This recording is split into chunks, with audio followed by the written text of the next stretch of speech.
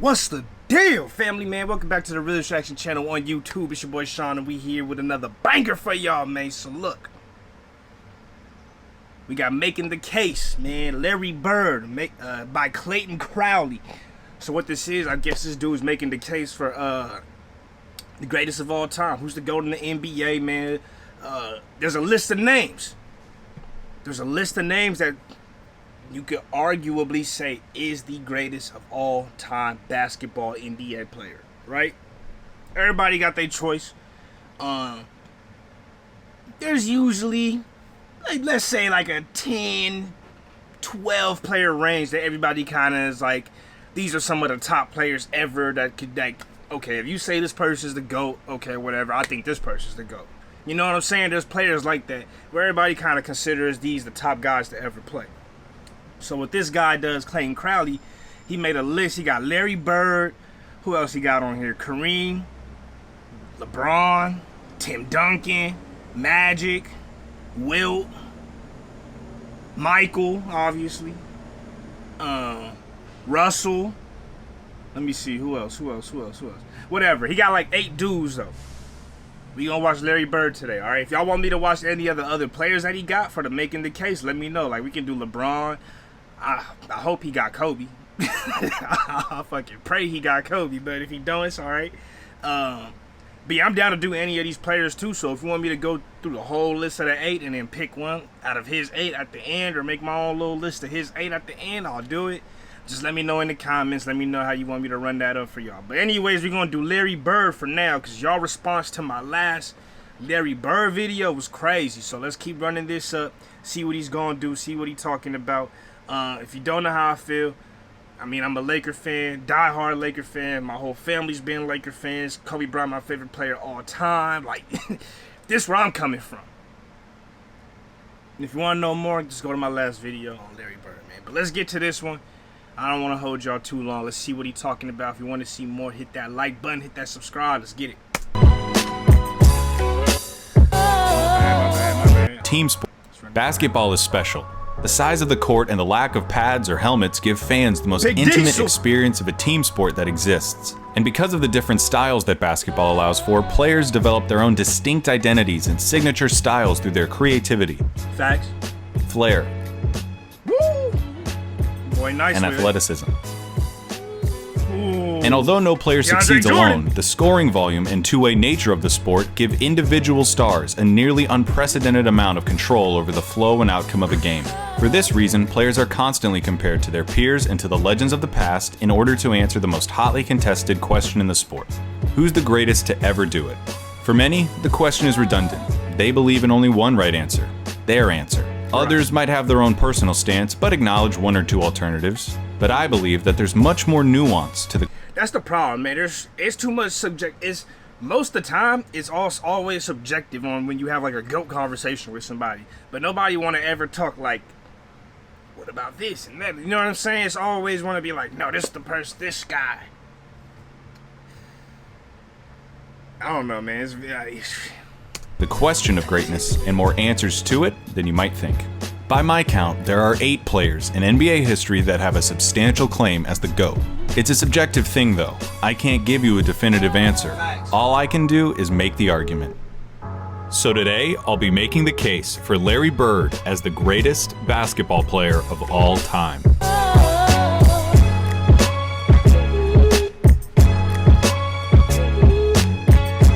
Bean time.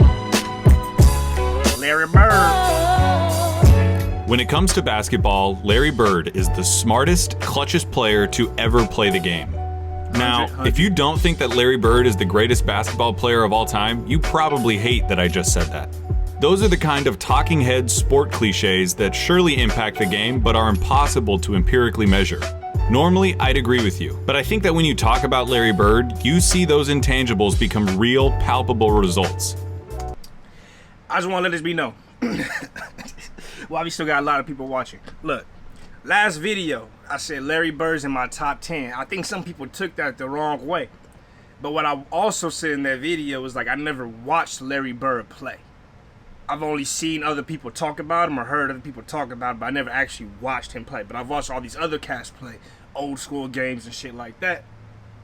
and me being a Boston Celtics hater and a Lakers stan, I'm really not about to be looking at no Larry Bird highlights. But I always knew he was great, but I just didn't know how much. So, just throwing out that disclaimer. Like, once I saw the video, I was like, oh, he's top 10 for sure. Like, I'm not even going to question it. Just throwing that out there. I wouldn't have said it if I didn't believe it. When Larry Bird was drafted by the Boston Celtics in 1978, the NBA needed saving. Attendance was in the toilet, the league had few marketable stars, cocaine addiction had several players in its grasp, and most damning of all, playoff games were being tape delayed. Playoff games at the highest level of basketball were being put in the back seat for black and white movies and network reruns. That's crazy. But rather than join the Celtics after being taken third overall, Larry Bird decided to return for his final year at Indiana State, a decision that would prove to be one of the most important in the history of the sport. Bird's final year saw the Sycamores tear through college basketball, going 33-0 before the national championship game. Magic. Bird, already claimed by the NBA's most historic and prestigious franchise, had established himself as the generational talent who would inherit the mantle of pro basketball. Indiana State's opponent in the national championship was Michigan State, captained by the immortal Earvin Magic Johnson. The Sycamores lost the championship to the more talented Spartans in the highest rated game in the history of basketball at any level still to this day. The stage had been set. The next decade of basketball would be defined by the rivalry between the white hick from French Lick and his Boston Celtics and the black Magic and his Showtime Lakers. The rivalry between Bird and Johnson is entwined into the fabric of his Showtime. Hold on. Hey man, I'm a Laker White guy, pick man. from French Lick and his Boston Celtics, and the black Magic and his Showtime Lakers. The rivalry between Bird and Johnson is entwined into the fabric of the NBA and is worthy of 100 documentaries. In this video though, we're going to be looking at Bird's claim of supremacy. Here's Bird's basketball resume. His 3 championships. Bro, 3 rings. 3 MVPs. I think that was 3 straight too. I think he won 3 straight regular season MVPs, like 3 back to back. Crazy. 2 finals MVPs. 12 all 10, 9 MVPs. Come on. Come with perhaps the highest collective degree of difficulty of any player's championships. His 3 MVPs came consecutively, making him only the 3rd player to accomplish the feat, along with Bill Russell and Wilt Chamberlain. Wow. His 2 finals MVPs are misleading. He was absolutely the best player on the '81 Celtics, but he was only a sophomore, and his 15 points per game in the finals gave the media an excuse to exact a little vengeance on a legendarily difficult interview.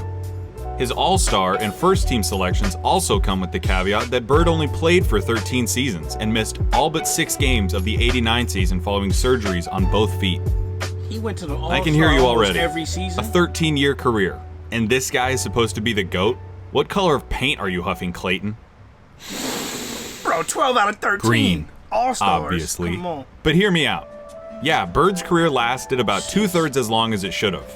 But what he did in that time was so impressive and so substantial that every basketball fan acknowledges that he's in the conversation as the greatest ever.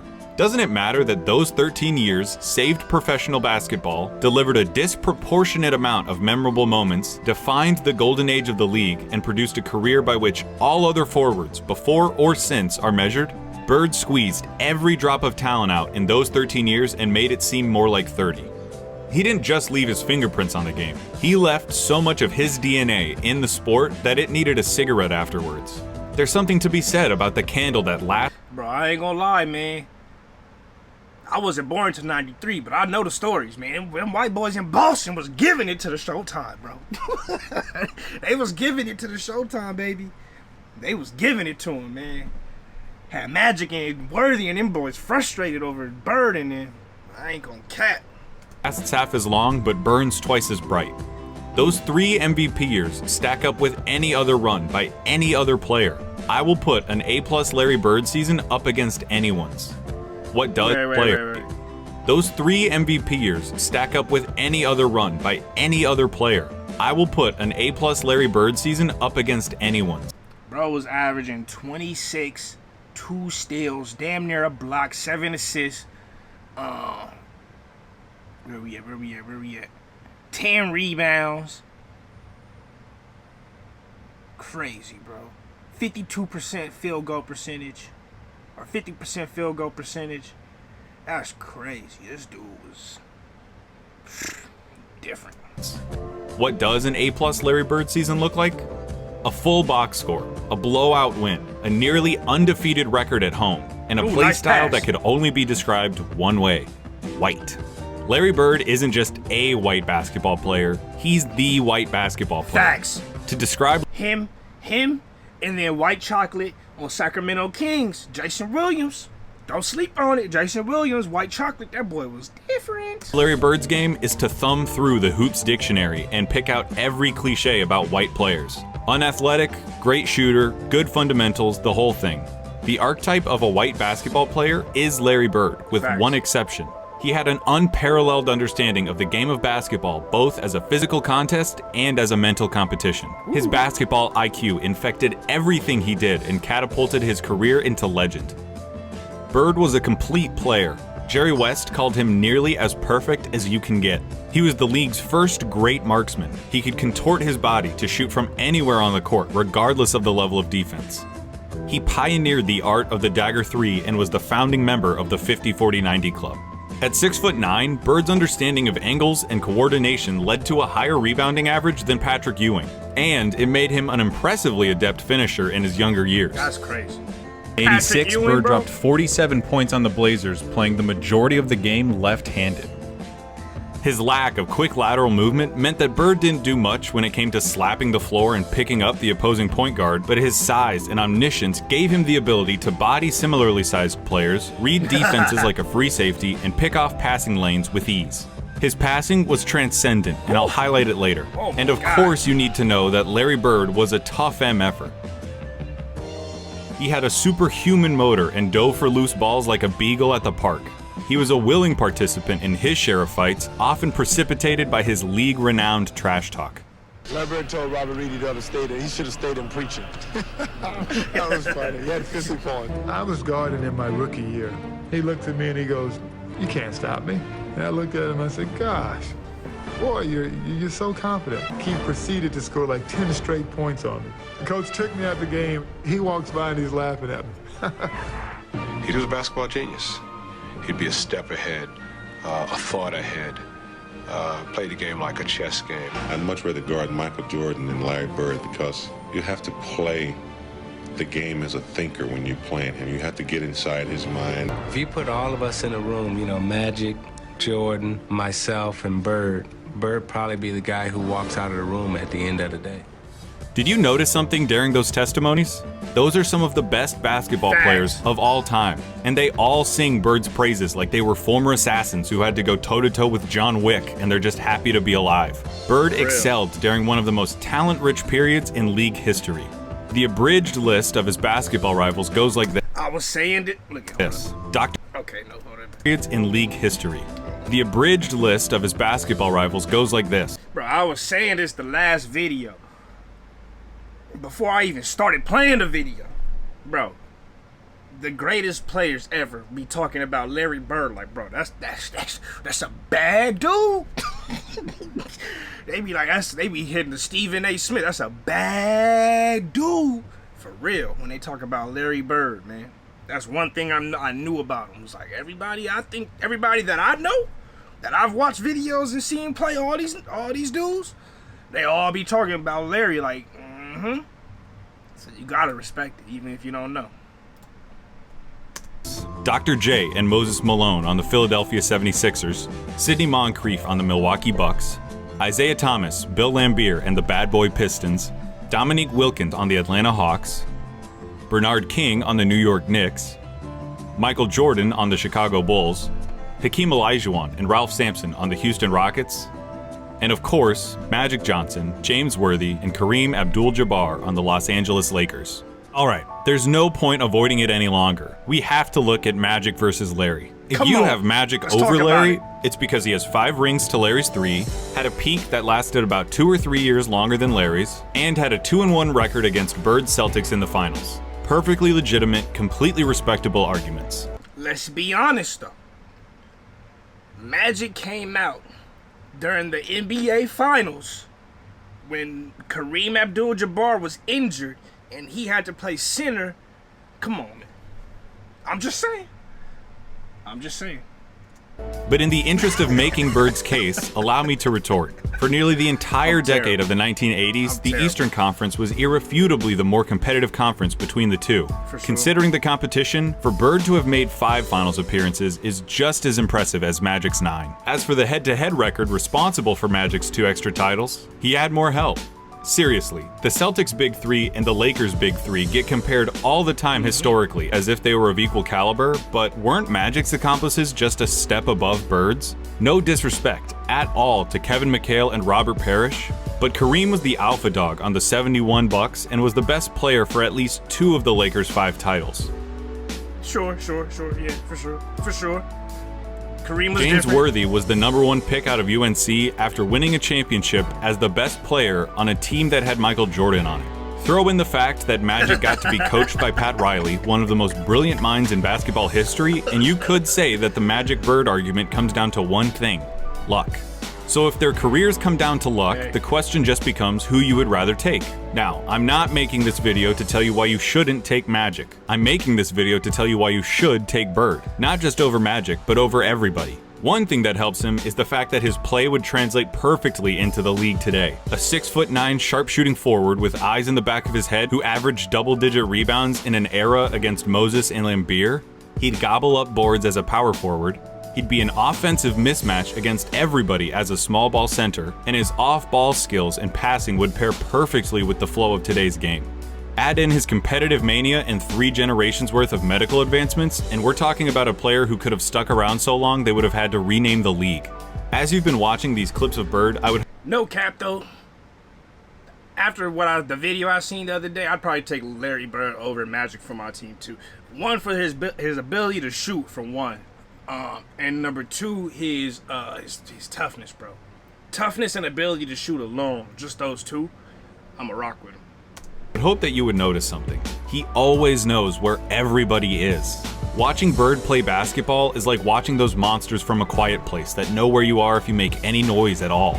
Bird had a level of clairvoyance that bordered on the unnatural. In '85, he ended up 1 steal away from a quadruple-double after playing just the first 3 quarters.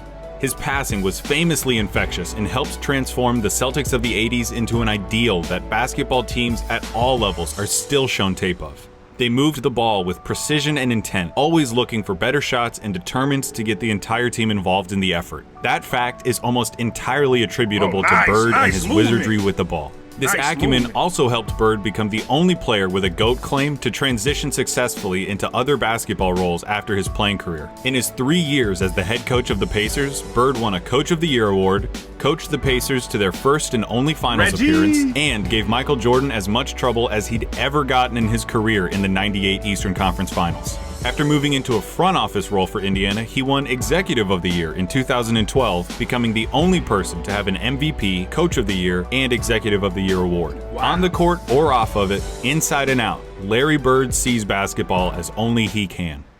That intelligence also lent itself to Bird's defining skill, making the big plays. Remember, NBA players get paid to win games. James Harden is getting paid nearly $40 million this year because he's supposed to help the Rockets win games. Victory can be achieved in a lot of ways, and the win column doesn't care how it happens. As Mark Sinclair once said, "It don't matter if you win by an inch or a mile. Winning's winning." But when your team is down 1... Vin Diesel's real name is Mark Sinclair? Wow. I know like a lot of famous people be having fake names, and it's like the stage name or something. I thought his name was really Vin Diesel. This nigga name is Mark Sinclair? I'm sorry, that just threw me all the way off.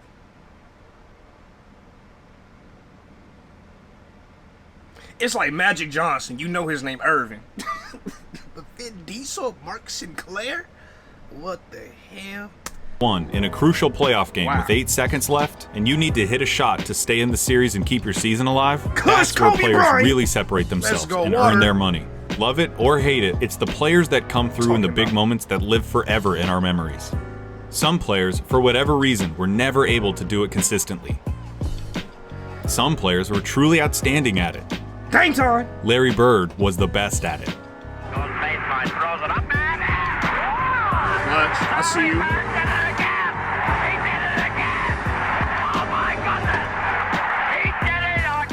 I'm not going to give you the stats about his field goal shooting under 2 minutes with a score that's this close, or tell you who has the most buzzer beaters, or any of that. Take that for data. I'm just going to show you clutch moments in clutch situations. 1985 against the Blazers. Bird drops 48 points, including this. Down 1 with 2 seconds left. Inbound pass to double teaming Bird. Larry, fake. Nice. He's a shooter. He's a shooter. 1985 against the Hawks. Bird sets the Celtics scoring record with 60 points with shots like these. 60, they open the right side. Bird the follow away. He drills it again. That's the best shooting I've ever seen. 1986 against the Rockets.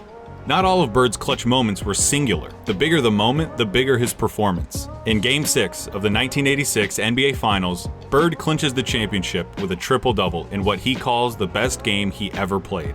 2 seconds on the shot clock. Bird wants a 3 out of it. Clean. 1987 against the Washington Bullets. Bird hits one shot to tie it before it's waved off because of a timeout. Hits another shot to tie it up for real. Crowd is standing up. It goes now to Bird. Oh, a runner from 3? Oh, I see it. And then in double overtime, down 1, he does this. It's going to go to Bird. Another He's one. got a shot. Get it. And it's got it. It's a 3-point field goal. And that's that. It's all over. For 3 years, from 1986 to 1988, the three-point contest knew no other champion but Larry Bird. And he won the 3-point for 3 years. Still going to drop one here quickly. 14. This is a tie for the money. Yo! Larry Bird! 1987 Eastern Conference Finals, Game 5. Tied at 2 games apiece against the Bad Boy Pistons, this enormous game would put the winner 1 game away from the NBA Finals. The Pistons are up 1 with seconds remaining. The ball goes out of bounds off the Celtics. Isaiah Thomas just needs to inbound the ball to win the game. Now there's a steal by Bird. Underneath the DJ. Wow. He pulled a Tracy McGrady. He pulled a Tracy McGrady 13 points. Wow. There are truly too many big games and big moments for me to go through without this ending up as a documentary. But that all leads me to this, Nice what I shot. really want to talk about. 1987, NBA Finals, Game 4 against the Lakers. LA is up 2-1, and the Celtics need to win to tie the series and stay alive.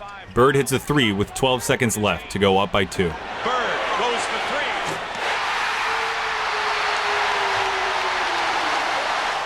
3. Kareem comes down and gets fouled with 8 seconds left. He makes the first, but misses the second. LA ends up with the ball with 7 seconds left, down 1 point. In the low post, being guarded by Dennis Johnson. Byron Scott is in the ball game now. Magic hits this, the baby skyhook. Wow, I remember that one. 2 seconds left, down 1. Hooks. Dennis Johnson on the inbound. Got him, coach. Bird fires it. What do you think happens? I think you missed it, though. I bet it wasn't that. When I paused the tape and the ball was hanging in the air, you thought it was going in. Nah, I didn't, because I'm a Laker fan. I knew that sky hook won it for LA. That was the famous baby sky hook off 3 people, Magic Johnson. I'm sorry, y'all. I know a lot of y'all's Boston fans, Larry Bird fans, bro. I can't just not be a Laker fan, bro. I can't just not do it. Could y'all do it? Could y'all just not be a Boston fan when I go watch the Magic Johnson vid? You can't do it. I'm sorry, bro. This is all respect, bro. It's all respect. Bird thought it was going in. Magic thought it was going in.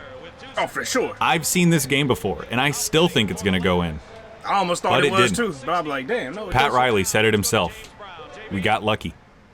And that, a missed shot in the NBA Finals, is why he's the clutchest. Because after he makes the big plays, has the big games, hits the big shots, time and time again, you expect him to hit every shot, to win every game. And in those fleeting moments when he doesn't, when he looks like a mere human, when he looks like everyone else who tries to do what he does, you just can't believe it. That's what Larry Bird did. He made the big plays so often you thought he was going to make them every time. He helped turn basketball into a global phenomenon. paving the way for every Michael Jordan, Kobe Bryant, or LeBron James who comes through our lives. He played basketball in its purest form and captained a team that is consistently ranked among the greatest of all time. He has the second highest win percentage in the history of the NBA, behind Magic by less than 0.5%. Whoa.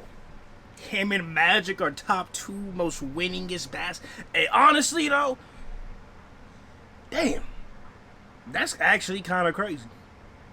That's actually kind of crazy. Damn. You could say Michael Jordan, but nah, because then he went to the Wizards and they were boo-boo. And his first years were trash. They wasn't good till 92, 93. Maybe Will or Bill Russell? But the Lakers or Will weren't that great, and then Bill Russell, he had to go against, I don't know, that's crazy. About 10 games. He was the complete package, a player with no holes in his game whatsoever. They called him Basketball Jesus. He didn't get that name without doing something extraordinary. He saved basketball, and he did it by playing it better than anyone else. Here's Magic at Bird's retirement in 1993. Larry Bird said that there will be another Larry Bird one day. And Larry, there will never, ever, ever be another Larry Bird. I love this clip. To the greatest basketball player ever, but more important, a friend forever. You gotta show the Boston jersey. Hey everybody, thank you so much for watching. Hey, I need a Mark Sinclair. Bruh, thank you. I thought I was the only, I felt like I'm the only one here right now and y'all watching this shit, but I feel like y'all there when I'm here doing this. But I feel like I was the only one tripping about the Mark Sinclair shit. I was like, bruh, Vin Diesel, Mark Sinclair, this nigga. Watching this. Hey, all right, man. Anyways, that was making the case for Larry Bird, man. It was a good case. It was a good case, man. If y'all want me to watch any of the other 7 players, let me know in the comments which ones you want me to do, man. Whichever one gets the most comments or the most likes. If y'all even want to see it, I'm going to go ahead and rock with that one. I'm going to just go down the list. Whichever ones y'all want, I'm going to do those. I think they do teams, too. So if y'all want me to do teams, let me know about that one as well. I got some decent basketball knowledge, so we can really talk about these things right here. But that's it, man. Remember to keep it real. Real's rare. Real always, which is everyone. I love y'all. Catch y'all next time. Peace.